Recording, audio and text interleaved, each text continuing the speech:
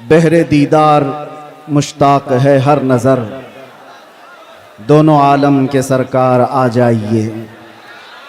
चांदनी रात है और पिछला पहर, दोनों आलम के सरकार आ जाइए। सिदरतुल मुंतहा अर्श व बाग़े इरम, हर जगह पड़ चुके हैं निशाने कदम। अब तो एक बार अपने गुलामों के घर, दोनों आलम के सरकार आ जाइए। हेलो, सुना है आप हर आशिक के घर आप लोग तशरीफ जरा लाते हैंगर से हैं। नीचे उतर जाइए।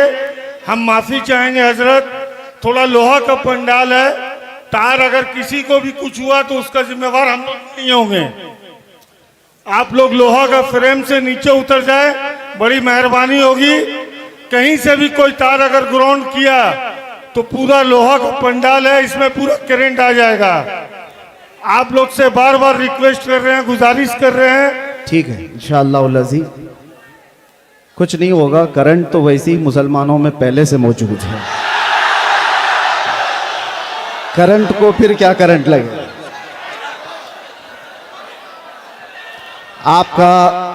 आपका जज्बा बरकरार रहे, तवज्जो चाहता हूं। और ये जो जोश और ये जो जज्बा है किसी के ऐलान से ख़त्म होने वाला भी नहीं। हमें पता है, हर दिन हम देखते आ रहे हैं, इसलिए कि दीवानगी और वो भी हुजूर पाक सल्लल्लाहु अलैहि वसल्लम के नाम पर हो। पूरी दुनिया अपनी ताकत जमा करके भी उस दीवानगी को रोक न सकी। 14 सदियां गुजर गई हैं, इस तूफान का रास्ता कोई रोक न सका। इसी को इकबाल ने बहुत पहले ही कहा था, थमता न था किसी से सैले रवा हमारा, कुछ बात तो है कि मिटती नहीं हस्ती हमारी। सदियों रहा है दुश्मन दौरे ज़मा हमारा। मेरे अजीज़ों, आज हम उर्से कायदे अहले सुन्नत में हाजिर हैं। आप हजरात जिस अंदाज से भी सुनना चाहें मैं सुनाता हूँ, खड़े होकर के, बैठ करके, सो करके, जिस तरह से भी है, और खामोशी से या चीखते चिल्लाते, आपकी अपनी मर्जी के मुताबिक। अब यहाँ पर किसी को क्या कहें कि बैठ जाओ, जगह हो तो बैठे, कहीं जगह है ही नहीं तो क्या बैठा है। इसलिए जो जहाँ खड़े हैं वहीं खड़े रहें। हाँ, इतना मैं कह सकता हूँ कि कुर्सी वाले कुर्सी छोड़ दें तो अच्छा होता है। हम भी बहरहाल एक बार दुरूद पाक पढ़ लें। अल्लाहुम्मा सल्लि अला सय्यिदिना मुहम्मदिन मअदनिल जूदि वल करम व आलिहि व अस्हाबिल किराम व इब्निहिल करीम व बारिक व सल्लिम। मैं बयान के लिए आ रहा था, उससे कबल ही मुझे बैठ जाइए।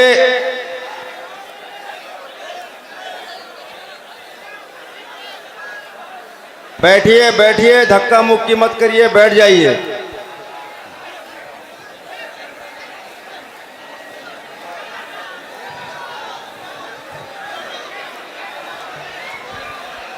अरे भाई आप बैठिए तो, अरे अपने मेहमान की कद्र कीजिए, बैठ जाइए। आप मेहमान आपसे मुखातिब, बैठ जाइए, बैठिए, जल्दी कीजिए, 1 सेकंड में बैठ जाइए, जल्दी कीजिए।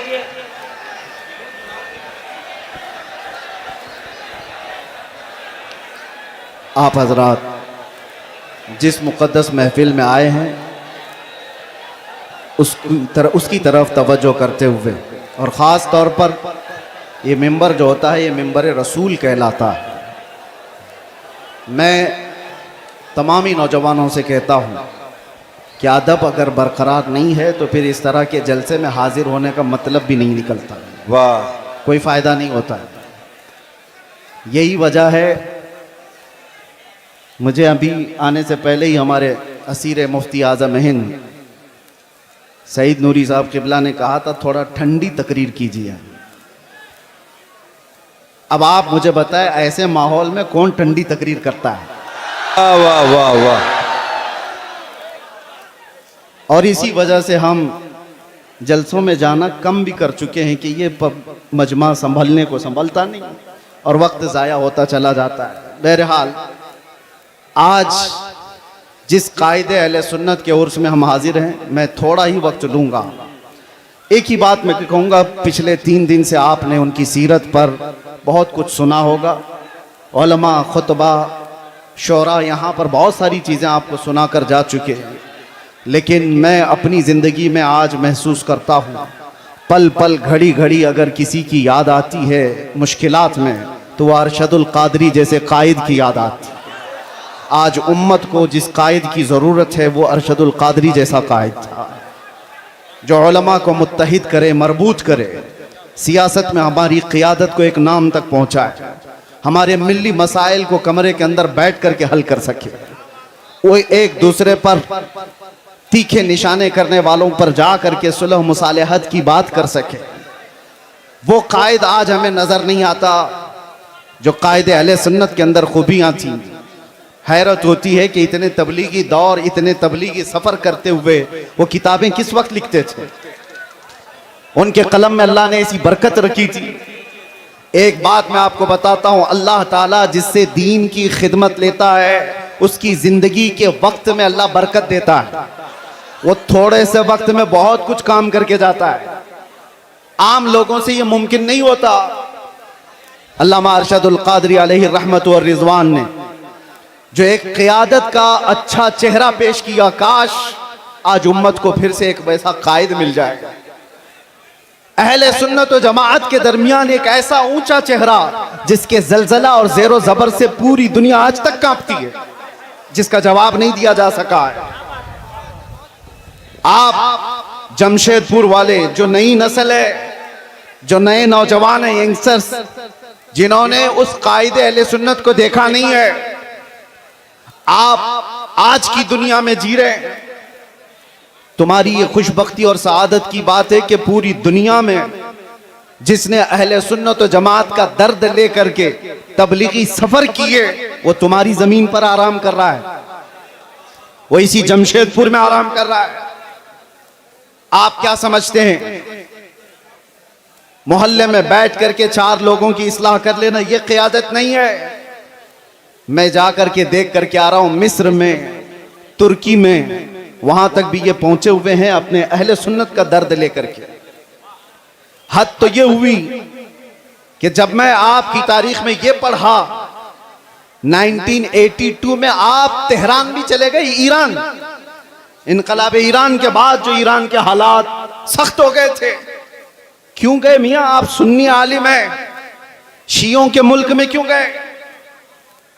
इसलिए नहीं गए थे कि शियों से लिफाफे लेकर आए और अपना महल बनाए, बल्कि इसलिए गए थे कि तेहरान में 5 लाख सुन्नी मुसलमान जीते थे।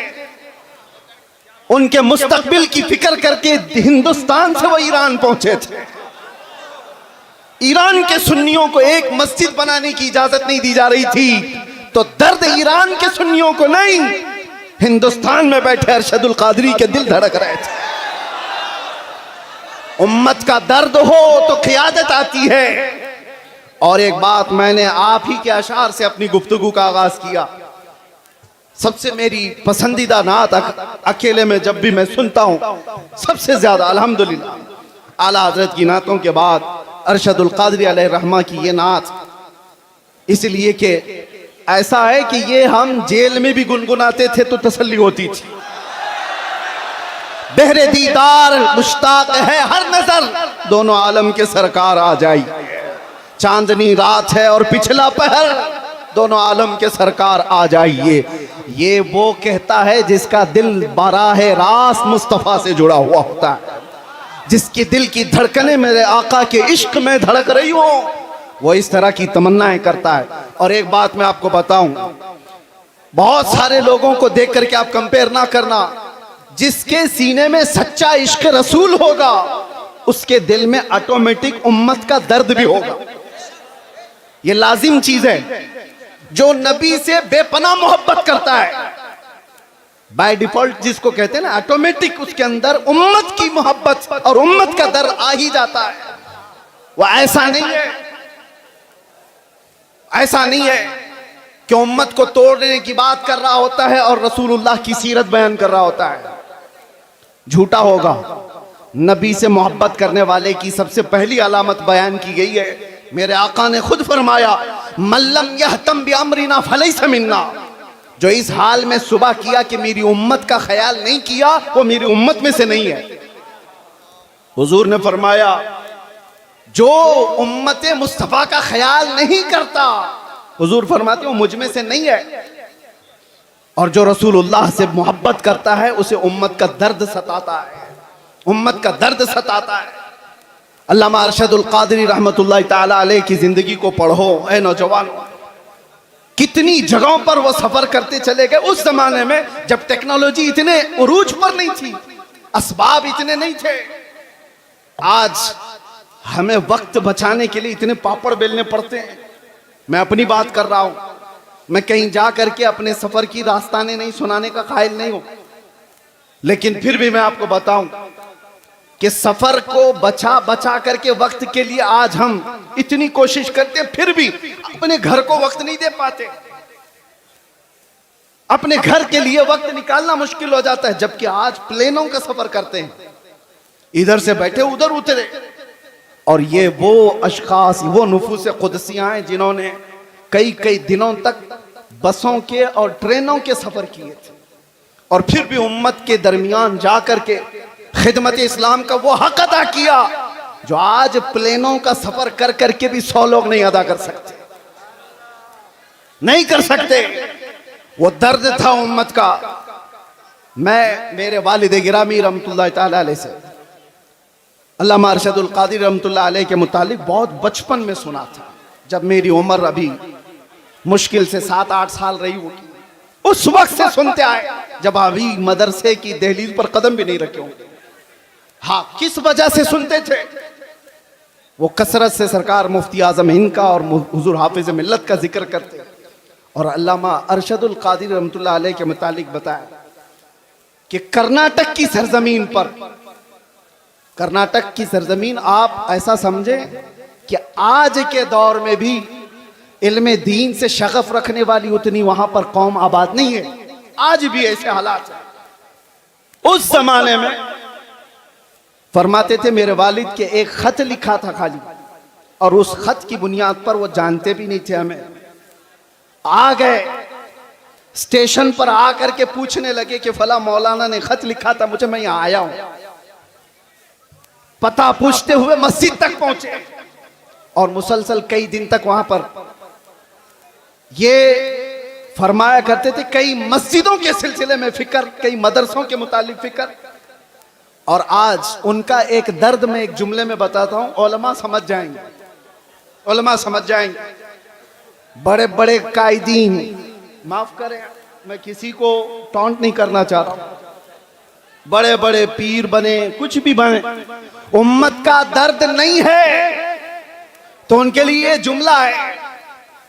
अल्लामा अरशदुल क़ादरी रहमतुल्लाह अलैह ने, और वो जिसके लिए कहा था वो भी कोई आम आदमी नहीं थे, वो अपने जमाने के बहुत बड़े खतीब थे, बहुत बड़े खतीब थे जिनका तूती बोलता था हिंदुस्तान में। उसके बावजूद अल्लामा अरशदुल क़ादरी उनको खत में लिखते हैं कि उम्मत के हालात के सिलसिले में अगर आप खामोश रहे तो आपकी बेदारी के लिए मैं क्या कर सकता हूं। तो जुमला कितना प्यारा है, फरमाते, काश मुझे सूरे इसराफील मुस्तार मिल जाती। फरमाते हैं, इसराफील अलैहिस्सलाम की सूर मुझे उधार में मिल जाती, वो फूंक फूंक करके मैं हंगामे महशर बपा कर देता आपको बेदार करने के लिए।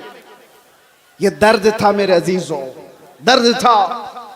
आज जरूरत है इस भोली भाली उम्मत को इस तरह से ऐसी आवारा छोड़ने की बजाय इनके रास्ते तय किए जाए, इनके रास्ते तय किए जाए। मेरे अजीजों, जो हालात यहां पर बने हुए हैं उस सिलसिले में भी मैं आपसे कहूं, किस तरह के हालात बने। आज अगर अल्लामा अरशदुल क़ादरी होते तो ये चुप्पी और खामोशी तो नहीं होती। कम से कम मैं जो बोलना चाह रहा हूं, हमारे उलमा जेलों में बंद हैं, उनके सिलसिले में आवाज कोई क्यों नहीं उठाता। बरेली शरीफ खानदान आला हज़रत तौक़ीर रज़ा साहब आज तक अंदर हैं, और कमर गनी उस्मानी साहब 4 साल से अंदर है। किसी को डर लगता है तो अलग बात है कि इनके नाम ले लिए, उनके नाम ले लिए, हमारे लिए मामलात ना आ जाए। तुफ है तुम्हारी ऐसी सोच पर। उम्मत मुस्तफा का वो हिस्सा है या नहीं, टुकड़ा है या नहीं? मेरे आका फरमाते हैं मसलुल मुमिनी का मसली जसदिन इज़ा इश्तका अदुन तुदअ लहु साइरुल जसद बिस्सहरी वल हम्मा।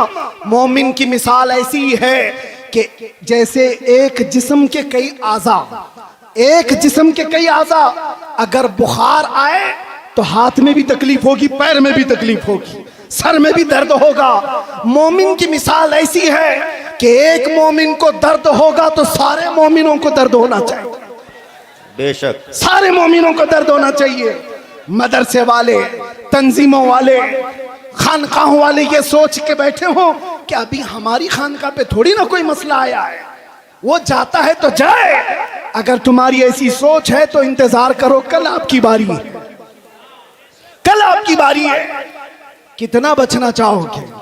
जो सेक्युलर बन करके अपने आप को छुपाते थे, आज उनकी हालत ऐसी है। आज हालत ऐसी है, धोबी का कुत्ता, न घर का न घाट का। न वो इनके हो पाए न सुन्नियों के हो पाए। इसीलिए मुसलमानों, आज जो जरूरत है तुम्हारे अंदर, बाकी मैं किसी और को बेदार करने नहीं आया, बड़े बड़े लोग मौजूद हैं, बड़े बड़े लोग हैं, नौजवान जो मुझे सुनते हैं, उनसे अब एक ही बात कहता हूं, अब शायद तुम ढूंढते रह जाओ, दूसरा अरशदुल कादरी मिलेगा नहीं वाह वाह, जो तुम्हारी क़ियादत करे। अरे हमें नहीं मिलता, तुम्हें क्या मिलेगा? सुभान अल्लाह। दर्द है, इसलिए बोल रहा हूं, दर्द है कि इन मामलात में, उम्मत के मामलात में, जो अपने घर से निकल करके हर जगह जाता था, वो कौन है आज? कौन है? मदारिस इस्लामिया पर कुछ आंच आए तो कोई बात करने वाला? सुभान अल्लाह। पिछले 1 साल से ज्यादा हो गया होगा, अल जामिअतुल अशरफिया मुबारकपुर, जो अजहर हिंद कहलाता है, किस तरह की मुसीबतों से गुजर रहा है, सारे उलमा को पता है, सारे उलमा जानते हैं। जामिया अशरफिया मुबारकपुर, जिसने हिंदुस्तान को बड़े बड़े कायदीन दिए, अल्लामा अरशदुल कादरी भी उसी के खोशाचीन है। आज अशरफिया के ऊपर क्या हालात हैं आपको पता नहीं है? उलमा तो जानते होंगे, हुकूमत की कैसी सख्तियां हैं। बिना तनख्वाह लिए हुए वो कई महीनों से वहां खिदमत कर रहे हैं, उनकी तनख्वाहें बंद कर दी गई, रोक दी गई। हमारे इन हालात पर अगर क़ियादत नहीं होती तो फिर किन हालात पर क़ियादत होगी? हालात, किन हालात पर क़ियादत होगी? मिंबरों पर एक दूसरे के अमामे खींचने पर। तवज्जो चाहता हूं, रईसुल कलम हमेशा ये चीज पसंद फरमाते थे कि उम्मत का दर्द रखने वाला कोई आलिम किसी खित्ते का हो, वो मेरे घर के बच्चों से ज्यादा अजीज है। उनका ये दर्द जो मैंने महसूस किया, आज अपनों के लिए अलग मसाइल, गैरों के लिए अलग मसाइल, ये नहीं था उनके घर। मैंने आयत इसीलिए पढ़ी, ज़रक़ानी साहब अभी जो कह रहे थे कि अल्लामा अरशदुल कादरी रहमतुल्लाह तआला अलैह की सीरत पर उनका ये जुमला सूने के हरफों से लिखने के काबिल है। अपनों से गैरों से मुकाबला हो तो डट जाइए, अपनों से मुकाबला हो तो हार जाइए। यह जुमला आसान नहीं है, प्रैक्टिकल बहुत मुश्किल है, और यही कुरान का मफहूम है। अशिद्दाउ अलल कुफ्फारी रुहमाउ बैनहुम, सहाबा की यही सिफत थी, वो सख्त थे तो गैरों के लिए, और आपस में नरम दिल थे। ऐसे नरम दिल, ऐसे रहम दिल थे। सख्ती उन लोगों पर करनी चाहिए थी जो मेरे नबी की शान में भौंकते हैं, ना ये कि मुसलमानों के लिए। जब से ये चीजें हमारे अंदर बदल गई तो हमारे हालात भी ऐसे तितर बितर हो गए। आज देखो, कोई भी आकर के, एक छोटा सा लीडर भी मुसलमानों की छोटी सी टुकड़ी को काट के लेके चला जाता है। हर जगह यही हालात है, हर जगह यही हालात है। मुझे किस मसले पर बात करूं ये समझ में नहीं आता। मुसलमानों के जो मामलात हैं, नशा इतना ज्यादा आम है कि इनके नशाखोरी पर बात करें, जिना बढ़ता जा रहा है इस पर बात करें, औरतों की बेहयाई उरूज पर आ गई इस पर बात करें, एजुकेशन में इतने पीछे हो गए इस पर बात करें। समझ में नहीं आता, हजार मसाइल हैं हमारे, किन मसाइल पर बात करें। आखिर में जाकर के हमारा जो दर्द है वो इस नुक्ते पर पहुंचता है। इनको एक एक मसले का इलाज करते रहोगे, जिंदगी तमाम हो जाएगी, बीमारियां बढ़ती चली जाएंगी। बीमारियां बहुत हैं लेकिन इलाज एक ही है। उम्मत मुस्तफा का इलाज एक ही है, वो इलाज का नाम है कि मोहम्मद से वफा तूने तो हम तेरे हैं। वो एक ही इलाज। आज उम्मत को उन कदमों से जोड़ने की जरूरत है। जब जब हलकों की बात होती है, जब जब अपने अपने खास जमात की बात होती है तो उम्मत बार बार झगड़े करती है। जमात से मुराद मैं अहले सुन्नत की बात नहीं कर रहा हूं, सिर्फ पीरों के अपने हलकों की बात। ये पीर का मुरीद उससे नहीं मिल सकता, वो पीर का मुरीद इससे नहीं मिल सकता, इनसे सलाम उसका नहीं, उसका सलाम इससे नहीं। इस मिंबर पर आज देखें आप उलमा इकराम, मेरा हुस्न ज़न ये कहता है, ज़रक़ानी साहब इसकी तायीद करें, अरशदुल कादरी रहमतुल्लाह अलैह के उर्स में यहां किसी एक पीर का मुरीद आलिम नहीं बैठा है, सिर्फ अरशदुल कादरी रहमतुल्लाह अलैह के मुरीदी नहीं है, सारे सिलसिले के जमा हुए। इसलिए जमा हुए हैं कि उन्होंने अरशदुल कादरी रहमतुल्लाह ताला अलैह की सीरत को देखा है कि यहां पर छांटा नहीं जाता, यहां पर जमा किया जाता, इसलिए जमा हुए। बाकी तो डर लगता है। इनके भी स्टेज खास हैं, सबके हमें पता है, मैं खुलकर बोल रहा हूं। सब खतीबों के, सब शायरों के स्टेज खास है। इस स्टेज वाला उस स्टेज पे नहीं जाएगा। है सुन्नी, उनके बटे हुए हैं। लेकिन मेरे अजीजों, अल्लामा अरशदुल कादिरी रहमतुल्लाह ताला अलैह के जमाने में भी और उनकी हयात के बाद भी आज ये मिंबर गोना गो खुसूसियात के साथ जो जमा है, काश उम्मत के तमाम सुन्नी उलमा का इत्तिहाद और क़ियादत जिंदा हो जाए। मेरा विजदान कहता है पूरा हिंदुस्तान तो छोड़ो, जमशेदपुर के सुन्नी इकट्ठा हो जाए, हिंदुस्तान को हिलाने के लिए काफी हो जाए। जिंदाबाद जिंदाबाद क्या समझते हो? जिंदाबाद, नारे तकबीर, नारे रिसालत, उर्से हुजूर कायदे अहले सुन्नत हजरत अल्लामा मुफ्ती सलमान अज़हरी साहब क़िबला, नारे तकबीर, नारे रिसालत।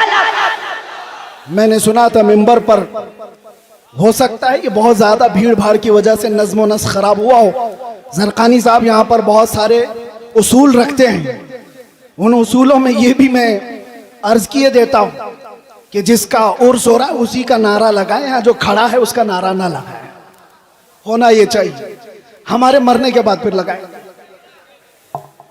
यहीं से तो शख्सियत परस्तियां शुरू हो रही। मुझे कम लक़ब दिया, मुझे छोटे नाम से बुलाया, पोस्टर में मेरा नाम वहां चिपकाया है। इन्हीं मामलात में तो है। मैं कितने लोगों को जानता हूं छोटे नाम की वजह से और पोस्टर में इधर उधर हो जाने की वजह से उनकी बरहमी आसमान पर है, और कोई सालों से जेल में सड़ रहा है, एक बार माथे पे शिकन नहीं आई। दर्द अगर तुम्हारी अपनी इज्जतों का है तो तुम्हारी इज्जतें नीलाम हो जाएंगी, और दर्द अगर उम्मत का है हर दिन तुम्हारी इज्जत बढ़ाई जाएगी, हर दिन इज्जत बढ़ाई जाएगी। इसीलिए मेरे अजीजों, आज बात करते हैं नामों से रिसालत के उस अहम मसले पर। अल्लामा अरशदुल कादिरी रहमतुल्लाह ताला अलैह की जिंदगी उसके लिए शाहिद अदल है। आपके मुतालिक सबको मालूम होगा, सबको मालूम है अल्लामा अरशदुल कादिरी बहुत बड़े मुनाजिर थे। मुनाजिर का मतलब भी आपकी जनरेशन समझना मुश्किल है। डिबेट में ऐसे माहिर थे कि सामने वाले को चित कर देते। लेकिन ये मुनाजरे किसके लिए होते थे? घूम फिर करके आप हिस्ट्री निकालेंगे, अल्लामा अरशदुल कादरी के सारे मुनाजरे इस बात पर थे कि कहीं से अगर थोड़ी सी बदबू भी आई कि मेरे नबी की शान में गुस्ताखी हो रही है, अज़मत रिसालत पर पहरा देना है, नामों से रिसालत की हिफाजत है। मुनाजरे इसलिए नहीं होते कि चमक जाएं, मुनाजरे इसलिए नहीं होते कि अपने नाम रोशन कर लें, मुनाजरे अज़मत रिसालत के दिफा के लिए हुआ करते थे। और वह हक अदा किया है अल्लामा अरशदुल कादरी रहमतुल्लाह अलैह ने। हक है। मैं जामिया अशरफिया मुबारकपुर में जब पढ़ने के ज़माने में था, मैंने सुना था अपने एक उस्ताद से कि हुजूर हाफिज मिल्लत के साथ अल्लामा सफ़र पर थे, अल्लामा अरशदुल कादरी। एक छोटी सी किताब हुजूर हाफिज मिल्लत लेकर चल रहे थे और लखनऊ का शायद सफ़र था, और रास्ते में अल्लामा अरशदुल कादरी रहमतुल्लाह अलैह उसको पढ़ते रहे, उसके बाद रखे। बाद में पहुंचने के बाद जिस साहब के घर पर मेहमान थे, हुजूर हाफिज मिल्लत भी वहां गए। पूछा कि मौलाना अरशदुल कादरी किताब कहाँ है वो जो साथ लेकर चले थे? कहा हुजूर मैं तो लेना भूल गया, छूट गई, ट्रेन चली गई। हुजूर हाफिज मिल्लत को वो किताब की ज्यादा जरूरत थी, बहुत शदीद जरूरत थी। आप नाराज हो गए, कहा इतनी भी किताब का आप ख्याल नहीं कर पाए, साथ में सफर। कहा कि हुजूर थोड़ा सा वक्त दे दें, थोड़ा सा वक्त दे दें, किताब के मुतालिक कुछ ना कुछ करूं।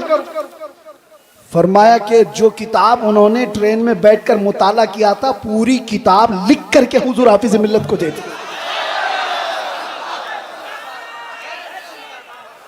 हो सकता है कुछ जुमले इधर उधर, माशाअल्लाह। कहा गजब की जहानत। अब यहां रुक करके भी मैं एक बात बताता हूं, कचरे लोगों के दिमाग इतने नहीं चलते। इश्क रसूल हो तो जहानत आसमान पर होती है। आला हजरत की जहानत को कोई पहुंच पाएगा? आला हजरत का दिमाग जो चलता था, 100 साल पहले लिखी हुई किताबें आज के लोग ऐनक लगा लगा कर नहीं पढ़ पाते। आला हजरत की जहानत किस बुनियाद पर थी? आला हजरत का भी दिमाग जो अर्श औला तक पहुंचा था, वो इश्क रसूल की बुनियाद पर। जहां इश्क रसूल होगा वहां जहानत भी होगी, और जहां इश्क रसूल निकल जाता है तो फिर उसकी जहानत भी गटर में चली जाती है। वो कब क्या करता है पता नहीं चलता। अल्लामा अरशदुल कादरी रहमतुल्लाह ताला अलैह को अल्लाह ताला ने गजब की जहानत दी थी, हाफिजा मजबूत था। और जितने मुहद्दिसीन की आप तारीख पढ़ेंगे, उनका हाफिजा अगर मजबूत था तो इश्क रसूल की बुनियाद, इश्क रसूल की बुनियाद। इसलिए ऐ नौजवानों, आज कुछ हासिल करना है तो कुछ मुसीबतें तो हैं हमारे पास। मिसाल के तौर पर मैं बताऊं, कुछ भी कहने जाएं तो नौजवान कहते हैं हमसे हमारे उलमा सपोर्ट नहीं करते, हमारे उलमा सपोर्ट नहीं करते, हमारे अंदर जोश है, जज्बा है, उलमा चुप बिठा देते हैं। हम पढ़ना चाहते हैं, कारी साहब हमारा साथ नहीं देते, बहुत सारे मसाइल। लेकिन तुम क्या ये उज्र भी कयामत के दिन पेश कर सकते हो? मुझे बताओ, क्या तुम्हें अपने घर में तन्हा बैठ करके भी अपने नबी से कसरत से मोहब्बत करने के लिए भी कोई रोकता था? आज के इस दौर में कोई रोकता है तुम्हें? कयामत के दिन क्या उज्र पेश करोगे? छोड़ो इनके मामलात, उलमा नहीं सपोर्ट करते, कायदीन नहीं आते, ये तो अवाम की बातें तो छोड़ें, सोशल मीडिया पर जो नौजवान उलमा की तहरीरें भरमार पड़ी रहती है, वो पता नहीं किसको किसको कोस रहे होते हैं। कई मर्तबा मेरे पास आई तहरीरें, कहा कि हजरत वो लोग खामोश हैं, ये लोग खामोश हैं, कुछ नहीं बोलते, सब खानकाएं। मैं उनसे यही कहता हूं, उनकी तरफ देखने की ड्यूटी आपको लगाई किसने? वो खामोश हैं तो अल्लाह ने आपको मौका दिया, आप मैदान में आओ, आप बड़े बन जाओ। मैदान बड़ों ने आपको खाली करके दिया, आप बड़े बन जाओ। हम जैसे छोटों को पूछता कौन था? हमारी हैसियत क्या है? हमसे हमारे बाप के बराबर भी बड़े बड़े उलमा हैं, अभी भी मौजूद है, उनसे भी बड़े मौजूद हैं। मेरे अजीजों, एक दर्द लेकर के मैदान में क्या उतरा? मैंने एक बार ही मुस्तफ़ा करीम सल्लल्लाहु अलैहि वसल्लम की नामूस के मुतालिक अपने जज्बात का इजहार किया था, और फिर उसका असर देखा।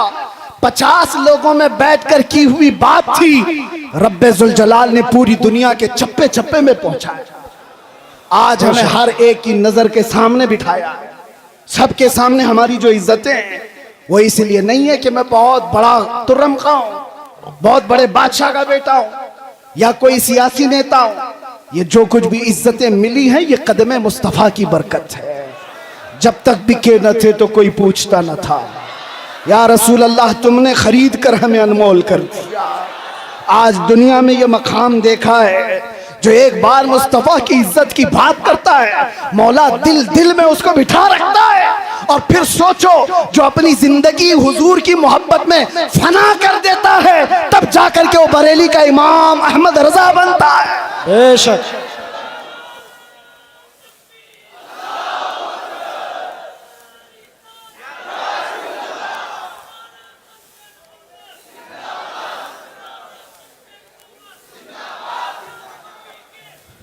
मैं दो चंद बातें बस आपकी सीरत से अख्ज करके, वैसे जो सुनाना था घर वाले ज्यादा बेहतर जानते हैं घर की बात। अल्लामा के साहबजादे यहाँ पर मौजूद हैं, उन्होंने सारी चीजें देखी। एक बात आपको मैं बताऊं, सच्चा आलिम वो है जो सहाबा की सीरत पर चले, उनके तमाम नुकूश पाक को अपनी जिंदगी के मिसाले राह बनाए। हुजूर सैयदना अबू बकर सिद्दीक रज़ियल्लाहु ताला अन्हु का हाल ये था, सुनेंगे आप थोड़ी देर। आप जब खलीफा बने, दिन रात काम इतने थे, और घर में जो तनख्वाह आती थी बैतुल माल से आपके घर में तनख्वाह आ रही थी। ये पहली मर्तबा सारे सहाबा ने बैठ करके फैसला किया कि खलीफतुल मुस्लिमीन को कुछ तनख्वाह मुकर्रर कर दी जाए ताकि वो खिलाफत के कामों को खुशी से अंजाम दे सके। तनख्वाह आती थी। एक दिन ऐसा हुआ कि उनकी बीवी ने कहा, सिद्दीक अकबर की बीवी कहती है, कभी तो कुछ तर ग़िज़ा खा लीजिए, कभी कुछ तर ग़िज़ा खा लीजिए, खजूर खा लें, कभी शहद खा लें। हजरत अबू बकर सिद्दीक फरमाते हैं, मेरी बेगम इतने पैसे हैं कहां मेरे पास कि मैं शहद खरीदूं, मैं घी खरीद करके लाऊं। ये वक्त के खलीफतुल मुस्लिमीन सैयदना अबू बकर सिद्दीक की बात कर रहा हूं। बीवी ने कहा, आप मत घबराएं, मैंने जमा करके रखे हैं, मेरे पास है, मैं ला करके देती हूं। हजरत अबू बकर सिद्दीक ने कहा, लाओ। आपकी अहलिया ने एक पोटली में कुछ पैसे रखे हुए थे, ला करके दे दिया। हजरत अबू बकर सिद्दीक ने गिना, वो कुछ सिक्के थे। पूछा, ये तेरे पास कहां से आए? बीवी ने मुस्कुरा कर कहा, वो छोड़िए, जो तनख्वाह आती है ना आपकी बैतुल माल से, मैं घर का राशन ला करके थोड़ा थोड़ा अलग निकाल करके रख दिया करती थी, थोड़ा थोड़ा जमा करके। औरतों की आदत है बचा के रखने की। तो हजरत अबू बकर सिद्दीक की बीवी कहती है, मैं थोड़ा थोड़ा बचा कर रखती थी, वो आज इतनी हो गई है, इससे आप जाइए शहद खरीद लीजिए, घी खरीद लाइए। हजरत अबू बकर सिद्दीक कहते हैं, बहुत अच्छा, ला। ले करके जाते हैं, बैतुल माल में पूरा माल जमा कर दिया, और फिर सहाबा को बुला करके कहा, आज के बाद से मेरी इतनी तनख्वाह कम कर दी जाए, इसलिए कि ये माल मेरे घर में ज्यादा आ रहा है, इतना माल मेरे घर में ज्यादा आ रहा है। सैयदना अबू बकर सिद्दीक रज़ियल्लाहु ताला अन्हु ने जब ये फरमाया, सहाबा अश अश कर रह गए, इतना माल तो कोई भी छुपा के रख सकता था। ये वाकया बयान करने के बाद अब मैं आपसे कहता हूं, इसका अक्स मैंने जिंदगी में पाया है, एक कायदे अहले सुन्नत अरशदुल कादरी की जिंदगी। मेरे अजीजों, उनके बड़े साहबजादे यहाँ बैठे हुए गुलाम रब्बानी साहब फरमाते हैं, अल्लामा के घर में पोते की विलादत हुई थी, शायद यही पोते होंगे, कहाँ है? पोते की विलादत हुई थी और इनकी वालिदा छठी मनाना चाह रही थी। छठी होती है, मदरसे से मुत्तसिल मकान है, तो छठी जब हो रही है, औरतें कुछ खाना पकाना कर रही होंगी, तो देग की जरूरत थी पानी जमा करने के लिए। तो इनकी वालिदा मोहतरमा अल्लामा की अहलिया मदरसे के मतबख से वो देग मंगवाई, सेक्रेटरी से या किसी से बोलकर, कि आज हमारे घर में कुछ फंक्शन है, उसमें पानी जमा करना है, या जो भी मंगवा करके अपने घर में रखा और पानी भरा। पानी आता भी नहीं था जैसे वो बताते। अचानक दोपहर को या जिस वक्त आमद हुई अल्लामा अरशदुल कादरी की घर में, उन्होंने देखा पहली नजर में, अपनी अहलिया से पूछा ये कहां से आया पानी, और ये देख तो मदरसे की लगती है। अहलिया ने कहा हाँ, घर में आज छठी है, पोते की विलादत हुई, मैंने मंगवा लिया। आपने ठोकर से पूरा पानी इधर गिरा दिया और कहा फौरन के फौरन ले जाकर के मदरसे में जमा करो, और जितनी देर इसका इस्तेमाल किए उतनी देर की रसीद काट करके मदरसे में जमा करो, और कोई छट्टी पट्टी नहीं होगी घर के अंदर। अगर कौम की अमानत का 1 रुपया भी मेरे घर में इस्तेमाल होगा, मेरे घर में इस्तेमाल होगा तो वो मेरे लिए हराम है, हराम। ये सिद्दीक अकबर की जात से लिया हुआ पहलू था, सिद्दीक अकबर की जात से लिया हुआ पहलू था। मेरे अजीजों, आज हालात तो बड़े बहुत अलग है। अब क्या बताएं, हम इस मैदान के आदमी हैं, ये स्टेजों के, और ये स्टेज और ये प्रोग्राम कितने कमर्शियल हो गए हमें पता है। दिल नहीं करता, अभी लोग इस पर धंधा करने लगे हुए हैं, बिजनेस होते हैं, ठेकेदारियां होती हैं, उलमा की कीमतें तय होती हैं, शोरा की कीमतें तय होती हैं। 1 घंटा बयान करने का वो इतना लेगा, 1 नात पढ़ने का वो इतना लेगा, सारा कमर्शियल हो गया। और वो एक अरशदुल कादरी है, एक अरशदुल कादरी, कई दिन उनके घर में फाके चलते रहे। खुददारी ऐसी थी कि कभी घर की बात बाहर नहीं बताई, बाहर नहीं बताई, खुददारी ऐसी थी। और आप बताओ, मौलाना लोगों कोई भी हो, इंग्लैंड जाना, अमेरिका जाना, इनके सबके ख्वाब होते हैं, कौन नहीं जाना चाहता। अमेरिका चले जाएं, इंग्लैंड चले जाएं, यूरोप चले जाएं। और अल्लामा को उस जमाने में इंग्लैंड, अमेरिका, सारी दुनिया पर जाने के बहुत मौके फराहम हुए, 1 बार नहीं कई बार। और उस वक्त मुझे बताओ, इंग्लैंड में, अमेरिका में या यूरोप में कोई एक बंदा ऐसा मिले जो ये कहे हमने अरशदुल कादरी की जेब भर दी थी? नहीं। जो उन्होंने वहां से लिया वहीं की जमीन पर कोई इदारा बनाया और वापस चले आए। ये क़ियादत थी। लंदन की सरजमीन पर उन्होंने पहला जब इदारा बनाया था, मुफक्किर इस्लाम अल्लामा कमरुज़्ज़मान खान आज़मी दामज़िल्लहुल आली हफ़िज़हुल्लाह व रआह अभी भी मौजूद हैं। अल्लामा अरशदुल कादरी की ज़ेर निगरानी कितने साल उन्होंने खिदमत की। वो खुद बयान फरमाते कि वहां पर मस्जिद की जरूरत थी, एक चर्च बिक रहा था, तो चर्च के मुंतजिमीन उनके पास चले गए अल्लामा कि हमें बेच दीजिए। कोई हिम्मत करता है, और वहां के हालात अलग है। चर्च वालों से उस वक्त के 50,000 पाउंड में वो खरीदो फरोख्त होनी तय पाई। आपने बड़ी मसलहत के साथ उससे बातचीत करके 40,000 पे राजी किया। चर्च खरीदने की बात की कि मस्जिद बनेगी ये। और उस वक्त जानते हो, सबसे हैरत की बात मैं ये कह रहा हूं, उलमा हौसला रखो, हौसला। अल्लामा उनके आसपास, वो नई जगह है, उनके लिए नया इलाका है, लोगों को मुंतखब किया और कहा ये खरीदना है। और जो टोकन देना होता है शुरू में, आप क्या कहते हैं उसको, एडवांस, एडवांस देने के लिए उस वक्त अल्लामा साहब के पास जो पैसे थे वो सिर्फ 500 पाउंड थे, और 40,000 पाउंड की खरीदारी करके आए। किसके भरोसे? उस अरशदुल कादरी का तवक्कुल भी वैसा ही था जैसा गरीब नवाज हिंदुस्तान आते वक्त तवक्कुल लेकर के आए। कदम रखना हमारा काम है, मैदान बनाना मेरे मौला की शान है। कदम रखा, और आज 1 नहीं 2 नहीं, 10 मसाजिद और इदारे इंग्लैंड की सरजमीन पर कायम है। वर्ल्ड इस्लामिक मिशन जो अल्लामा अरशदुल कादरी की बनाई हुई तंजीम थी, जो पूरी दुनिया में, अरे हम अजहर में तक देखा, हमने देखा जामे अजहर तक वो चले गए। सद्दाम यूनिवर्सिटी जब बन रही थी उसमें भी आपका बड़ा किरदार है। बगदाद गए, तेहरान गए, कितने ममालिक के सफर किए।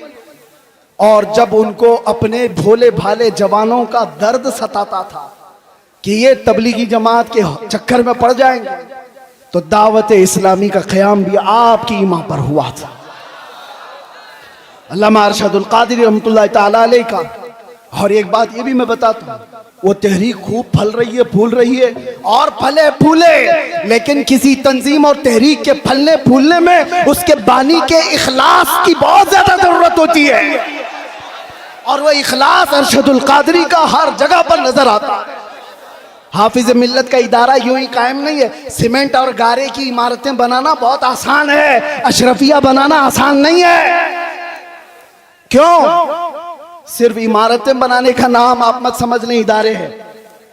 उसकी एक मिसाल मैं आपको बताऊं, काबा कितना है, कितने बाय कितना है, आप जाके नाप के देख लो।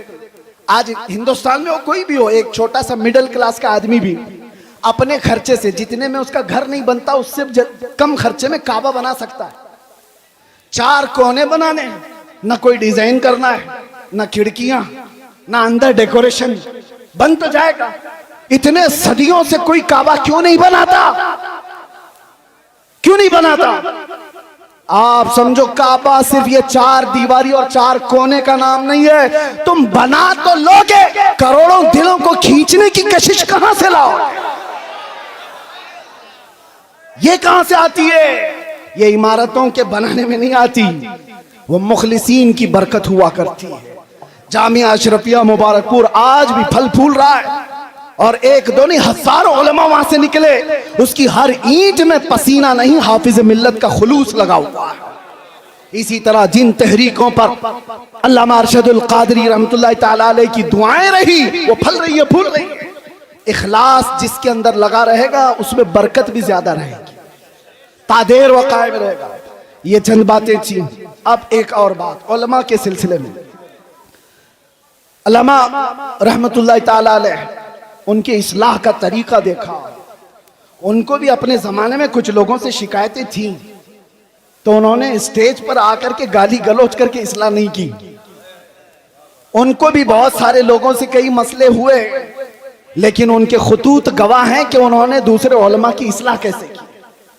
उनके लिखे हुए खत आज भी गवाह हैं। जब उनको किसी की इस्लाह करनी होती तो क्या लबो लहजा इस्तेमाल करते थे। ये उम्मत का दर्द रखने वाला कह सकता है, उम्मत का दर्द रखने वाला। एक वाकया इस पर शाहिद अदल है। बकी बिन मुखल्लद एक बड़े मुहद्दिस हैं, अंदलुस के रहने वाले। इन्होंने तकरीबन 1300 सहाबा की हदीसें किताब में जमा की थी। मुस्नद बकी बिन मुखल्लद वो जाया हो गई। बकी बिन मुखल्लद का मैं एक बार आपको तस्करा सुना देता हूं, ताकि अब ये उलमा के लिए मसला है। इस जिम्मेदार स्टेज से मुझे एक पैगाम देना था। बकी बिन मुखल्लद को एक शौक था जिंदगी में, वो इमाम अहमद बिन हम्बल से मुलाकात का, उनसे हदीस सुनने का। तो अंदलुस से, स्पेन से चल करके निकले, पैदल चलते थे आप सफर में। तकरीबन 1.5 साल के बाद आप बगदाद पहुंचे थे। 1.5 साल सफर करके आए।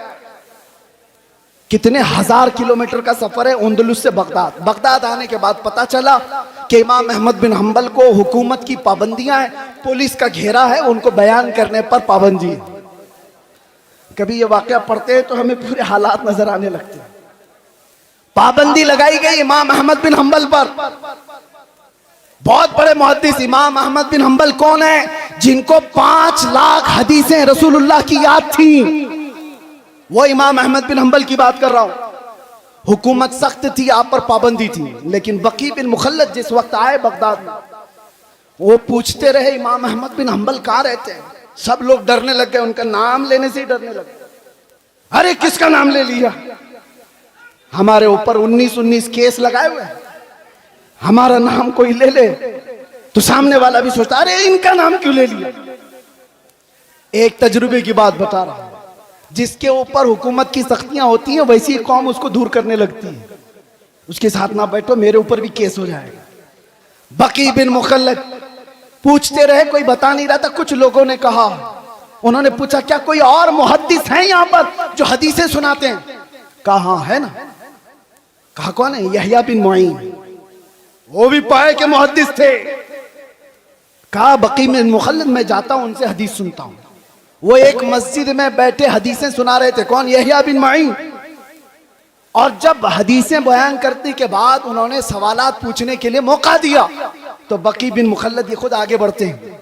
कान में जाके पूछते हैं, तवज्जो, अब जो मेरे बयान करने का मकसद है, कान में जाकर यहया बिन माइन से पूछते हैं, क्या आप इमाम अहमद बिन हंबल को जानते हैं? क्योंकि सब लोग डर रहे थे उनका नाम लेते ही। हुकूमत की सख्ती है, पाबंदी है, अहमद बिन हंबल के घर के अतराफ पहरा लगा हुआ है, कोई नाम भी नहीं लेता था। तो बकी बिन मुखल्लद ने कान में जाकर पूछा यहया बिन माइन से, क्या अहमद बिन हंबल को आप जानते हैं यहाँ इलाके में? आप जलाल में आ गए। वो ऐसा जलाल नहीं कि मेरे बराबर के आदमी के बारे में मुझसे क्यों पूछा, नहीं, कहा इधर आओ, कहां से आए हो? कहा उंदलुस से चल के आया हूं। कहा जो बात तुम पूछ रहे हो वो कान में पूछने की नहीं, मजमे आम में पूछो। अहमद बिन हंबल के बारे में कान में मत पूछो, पूरे मजमे में पूछो। कहा पूछो। उन्होंने बुलंद आवाज से पूछा, इमाम अहमद बिन हंबल के बारे में जानते हैं? यहया बिन माइन ने कहा बरजस्ता, हाँ मैं जानता हूं, इस वक्त वो रूए जमीन के सबसे अफजल तरीन आलिम है और मुझे उनकी फजीलत बयान करने में कोई दिक्कत नहीं है। ये कौन फरमाते? यहया बिन माइन। और उसके बाद बकी बिन मुखल्लद पूछते हैं, क्या आप इजाजत देते हैं कि मैं उनसे जाकर हदीस सुनूं? एक खुद मुहद्दिस हैं, वो उनसे पूछ रहे हैं, मौलाना साहब आपसे आकर के कोई पूछे, मैं आपसे नहीं पढ़ना चाहता हूं, दूसरे मौलाना से पढ़ना चाहता हूं। भगा देगा, मुझे क्या समझ रखा है, मुझे कमतर समझा है। यहया बिन माइन कहते हैं तुमने बेहतरीन फैसला किया है, मुझे भी वक्त मिले तो मैं अहमद बिन हंबल से हदीस सुनूं। यह है वक्त के मुआसिर उलमा के दरमियान मोहब्बत और एक दूसरे का एहसास। उसके बाद यहया बिन माइन के दरबार से वो निकले। बकी बिन मुखल्लद पूछते हैं अहमद बिन हंबल कहाँ है? कहा उनके घर पर पुलिस का पहरा है। कैसे जाएंगे? दिखाए रास्ता। जब गए दरवाजे पर दस्तक दिया, इमाम अहमद बिन हंबल बाहर आए, जल्दी से अपना बता दिया, मैं इतने 1000 किलोमीटर का सफर करके आया हूं, आपसे कुछ हदीसें सुनने आया हूं। इमाम अहमद बिन हंबल ने कहा आज तो तू आ गया, कल तुझे पुलिस आने नहीं देगी। कहा उसका रास्ता मैंने बना लिया है। क्या बनाया? कहा रोजाना मैं एक कटोरी लेकर के आऊंगा भीख मांगने के लिए, दरवाजे पर दस्तक दूंगा, आप थोड़ी रोटी मेरे कटोरे में डाल देना और 4 हदीसें भी सुना देना। इमाम अहमद बिन हंबल की बारगाह में बकी बिन मुखल्लद कई महीनों तक इस तरह हदीसें सुनते रहे। इस वाक़े को बयान करने का मतलब ये है मेरे अजीजों, एक तरफ वो यहया बिन माइन है, एक तरफ इमाम अहमद बिन हंबल, एक तरफ बकी बिन मुखल्लद। हदीसों में ये सब बड़े बड़े मुहद्दिस हैं। कोई किसी के अंदर ये एहसास नहीं है कि मैं इससे छोटा हो जाऊंगा, उससे बड़ा हो जाऊंगा। बकी बिन मुखल्लद चल करके हदीस सीखने आ रहे हैं। यहया बिन मुईन खुद बता रहे हैं कि जाओ इमाम अहमद बिन हंबल के पास। ये शान हमने देखी है सरकार मुफ्ती आजम हिंद में भी, ये शान हमने देखी है हुजूर हाफिज मिल्लत में भी, ये शान हमने देखी अल्लामा अरशदुल कादरी की हयात।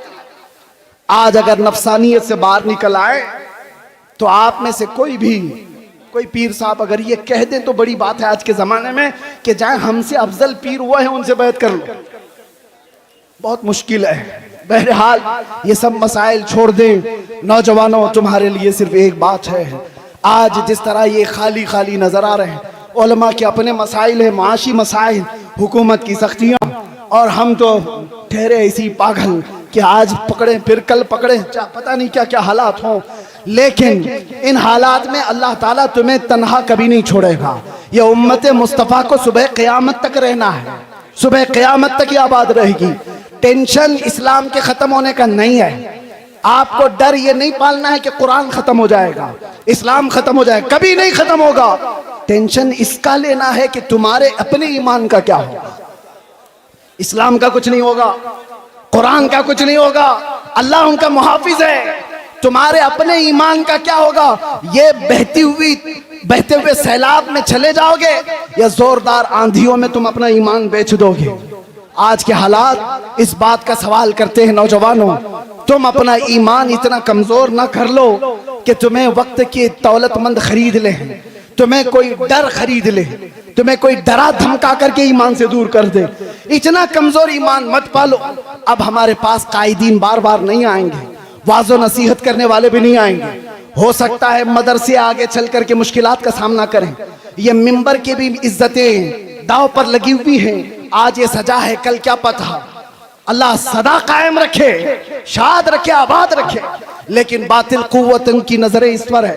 इसलिए मैं आपसे कहता हूं, एक चीज है जो 100 साल पहले हमें इमाम अहमद रजा फाजिल बरेलवी दे करके गए थे और ये सुना कर गए थे, जिसके पास ये होगा उसे फिक्र नहीं होगी, डर नहीं होगा। आप सबको ईमान पे मरने की फिक्र है या नहीं? सबको ईमान पे, इस्लाम पे दुनिया से जाना है कि नहीं जाना है? लेकिन कैसे जाओगे? बड़े बड़े डरते हैं इस बात पर कि आखिरी वक्त कैसा आएगा। लेकिन आला हजरत बरेलवी वाले कहते हैं, एक बात याद रख लो, तुम्हारे लिए पक्का है कि इस्लाम के साथ जाओगे। वो क्या है? उन्हें जाना, उन्हें माना, न रखा गैर से काम, लिल्लाहिल हम्द मैं दुनिया से मुसलमान गया। लब्बैक या रसूल अल्लाह, लब्बैक या रसूल अल्लाह, लब्बैक या रसूल अल्लाह।